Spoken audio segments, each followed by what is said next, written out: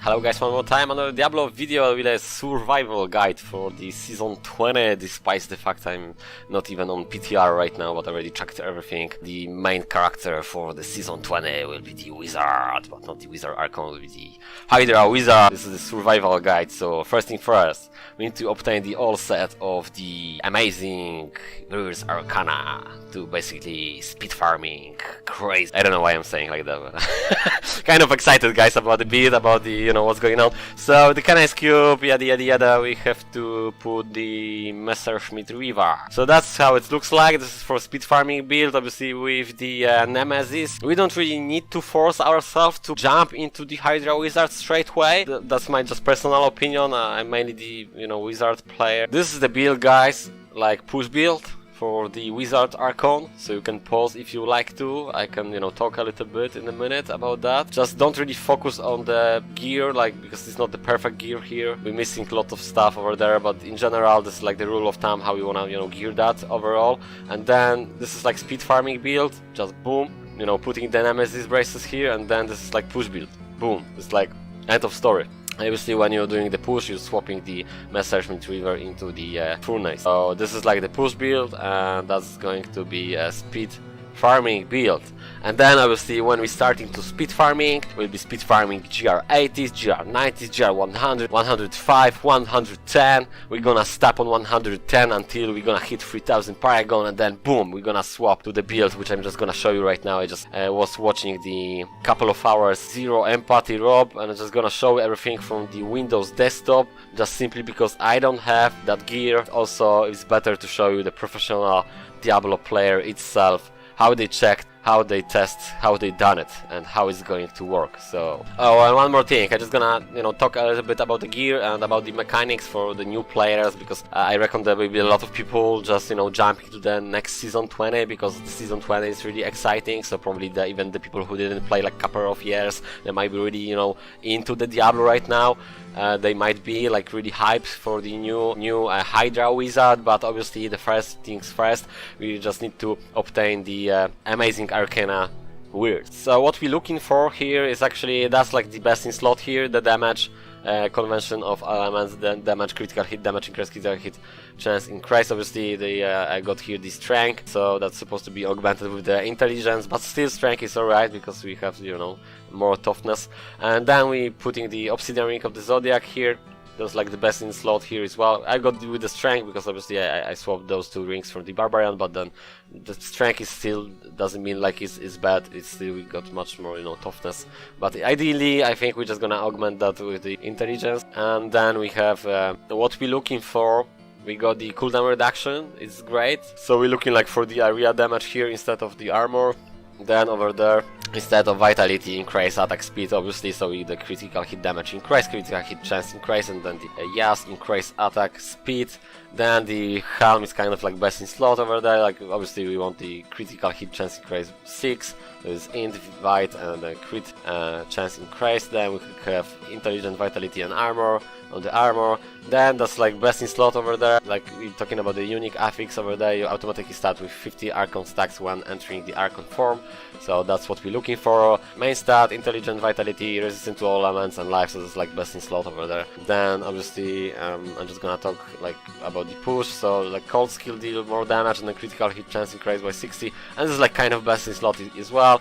Obviously we can hit like 100% increase the potency of your shields by, and then from 75 to 100, so 96 is overall is really good. Then for speed farming you're gonna swap that into the Nemesis braces, obviously to shrine and finals will spawn an enemy champion. And then this is like really self-explanatory, the legs, intelligence, vitality, armor, intelligence, vitality, armor. And then the last affix here I wish to be like the movement speed, so we can put more paragon levels to the main stat instead of the movement speed. And then we got the weapons and offhand, weapon and offhand, so chant of the wheel. This is like, it's really great. Instead of vitality over there, we're looking for cooldown reduction 10%, obviously to hit more cooldown reduction. But then still, if we're having like 50, it's okay, 52 is great. So yeah, we're looking for the cooldown reduction here, and that's it.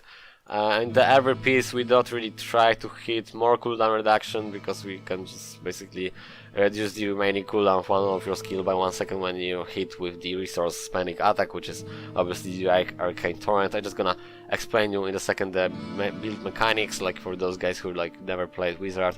And then we got like, this is like the best in slot as well. I mean obviously the affixes might be like better, but like in general, rule of thumb, you want the critical hit chance, reduce cooldown of all skills, and then critical hit grants for Arcane Power.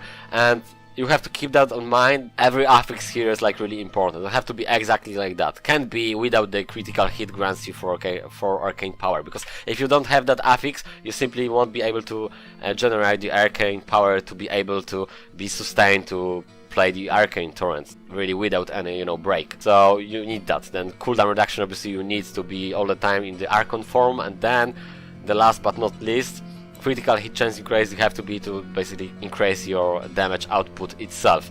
So about the speed farming, just guys, don't bother about, you know, making like stacks, just don't bother Chantodo's wheel, how it works. Every second while in Archon form you expel a wave of distraction dealing 4000% weapon damage to enemies within 30 yards. This damage scales with the attack speed. Every time you hit with an attack while not in Archon form, 4000 weapon damage is added into the wave of distraction, stacking up to 20 times. So basically we're just playing the stretch time. Then we have increased attack speed, and then we're spamming the Arcane Torrent, and then we generating the stacks. So when you speed farming, you don't have to do this at all. Like totally just don't care about this guy, just basically jump into the Archon, and then before that use the Storm Armor, so the builds working like that. We have the shield from the passive, Galvanized Sword. As long as you have not taken damage in the last 5 seconds, you gain a protection shield to absorb the next 60% of your life in damage. So this is like our shield. On top of the life we got the shield, so as you can see it's like almost like 1,700,000 life, something like that, along those lines. So it's really like, really the wizard is really tanky. We don't really have to worry about anything. When we speed farming, guys, we don't need to do anything, just jump to the Archon and you just gather a stack doing 360. So I guess you're familiar with that, but I just want to do like roughly overview for new players. So you just do 360, 10 stacks, 15 stacks, 20 stacks, 40 stacks, and so on. And basically teleport stacks, teleport stacks, teleport stacks. And you don't have to be bothered about anything because you are speed farming, especially on T16 and GRs 100 and even 110 later on, like when you will be, you know, kind of boosted with your augments and the paragon levels. So pretty much that's it. Obviously when you're talking about doing the pushes, and there are like two different kinds of mechanics of push, because you can, you know, just put the stretch time and then gather stacks. Obviously mobs are going to you, so you're just playing the black hole somewhere along like over there, so there are mobs here, and then you generating the stacks. They usually, when you're trying to push like really high greater reefs with that build,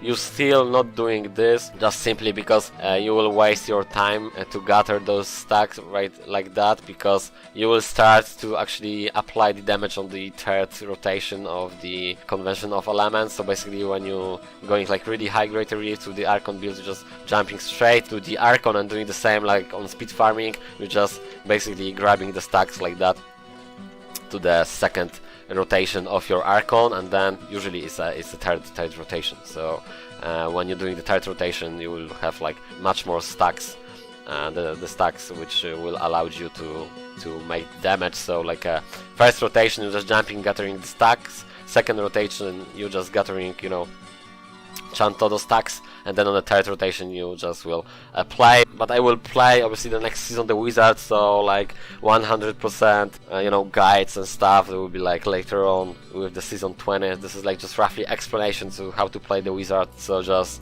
when you speed farming, guys, just don't, you know, grab any stacks, because this is waste of time. You're just jumping instantly and you just carry on.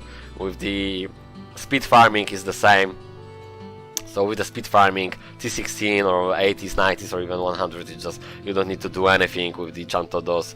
And on the second rotation, you want to grab something around like 5 stacks should be alright, like 7, 8 stacks on the Chantodo stacks. You don't need to go 20 stacks. 20 stacks is really like if you really want to go, you know, push high. So I think this is like more than enough. I explained, and I'm just gonna jump right now to the Hydra Wizard.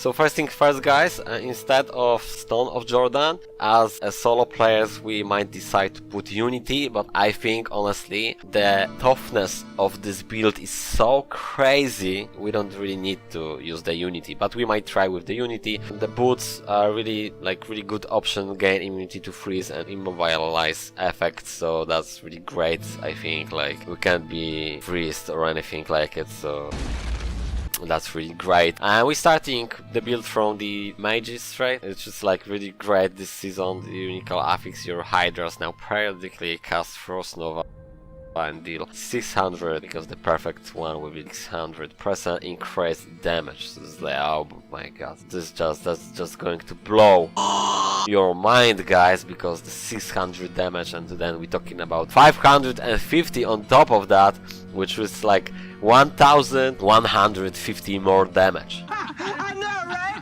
I know. Which I will just explain you right now, everything what's going on. So this is the build, how it looks like. I was just tuned to, as you can see, the chair. You're probably familiar with the stream. Who is that person? If you're not familiar, this is obviously the Rob from the Zero Empathy clan, and yeah, they already tested. It's crazy good. They've been snowballing 150 on the PTR. This is like the build I'm going to run, and probably you guys will be going to run. It's crazy good, and it's like really, oh my god, we just want to play that. So I just decided to screenshot everything. I didn't screenshot the witching hour. I don't have the witching hour. I don't have the Stone of Jordan, as you can see right now. So, but you're really familiar with those things, like witching hour increase your critical hit damage 50%, and the Stone of Jordan giving you like 30% more damage to the allies, and also on top of that 20% of the choosing element, which is in this case is a fire. But then rest I was able to screenshot everything, so I'm more than happy to just introduce you to the perfect and amazing new season 20, the Hydra Wizard.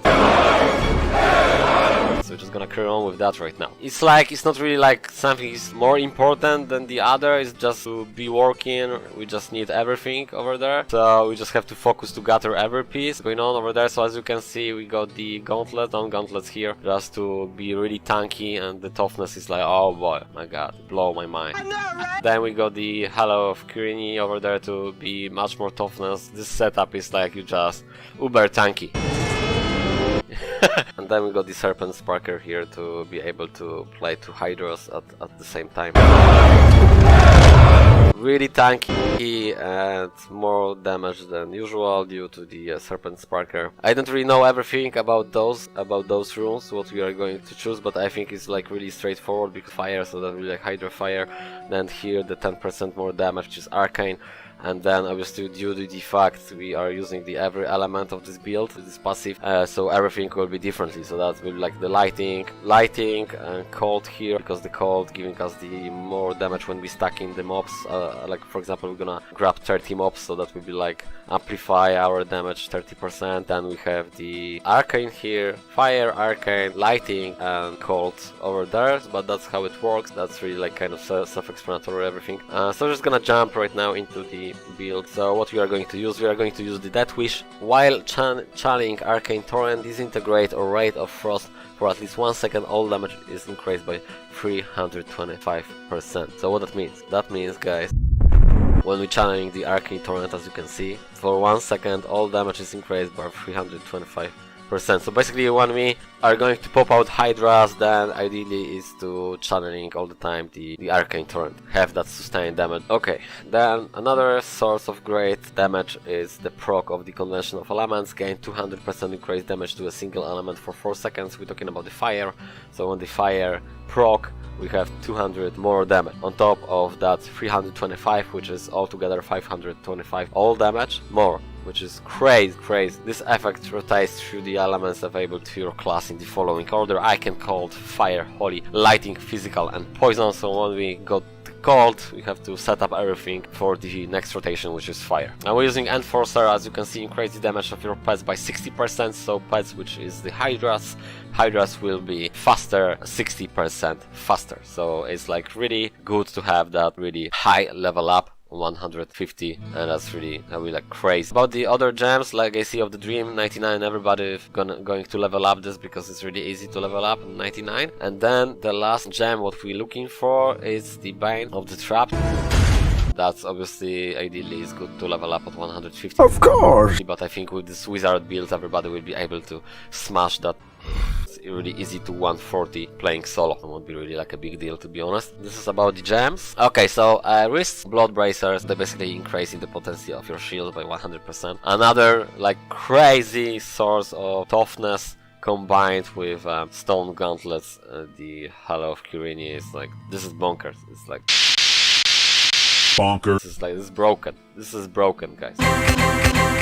Bonker. The shoulders, like I said, they nerf some builds, they won't be like really great thing at all. Seems like the mantle of channeling after nerf is really great for the wizard, because on the wizard, Hydra wizard, the most important stat is the area damage, what we're trying to get. We don't really bother, it's like we have to wait 1 second, popping the Hydras, and we don't really care what's going on. So as you can see, the area damage ideal stat and increase Hydra damage, so there you have to focus on the area damage. We have like as much as we possibly can. Area damage is really good. White channeling will win rapid fire, strafe, tempest rush, fire bats, arcane torrent, disintegrate, array of frost. For at least 1 second you deal 25% increased damage on and take 25% reduced damage. It's like Bonker. this is like bonkers as well. It's like we don't really need that 25% reduced damage, do we? And then 25% stacks on the top of 525, which giving us from those 3 pieces already 550% more damage. So I think that's like more than enough to snowball the rift. And then we got the